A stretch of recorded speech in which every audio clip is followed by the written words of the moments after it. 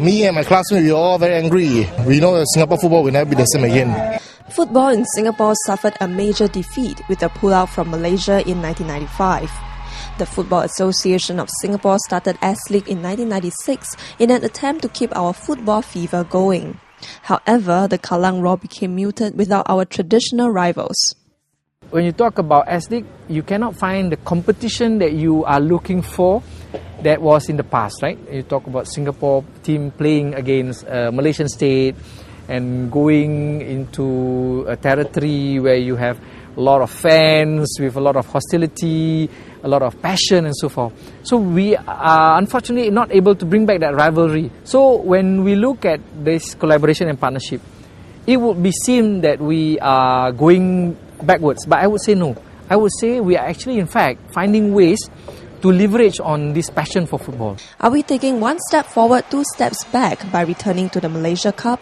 On average, less than 2,000 fans watch the S-League, a far cry from the 50 to 60,000 strong crowd that thronged the old Kallang Stadium before 1995. Two different games happen to be at the same time.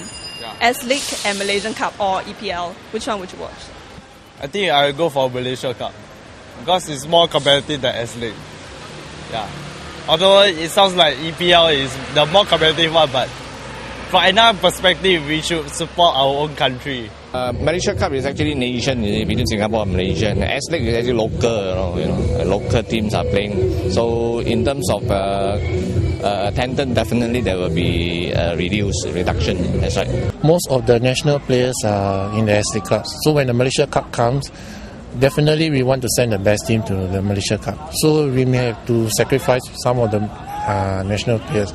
So development-wise, we have to look at across the board and try to replace these national players with better and more hungrier players.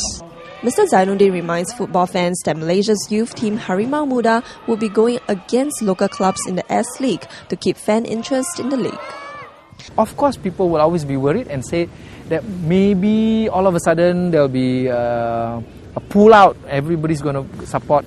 But I would say people would also want to know that this Malaysian team, how are they going to perform in the Singapore League? And it's not any team, it is a strong youth team from the Malaysian FAM.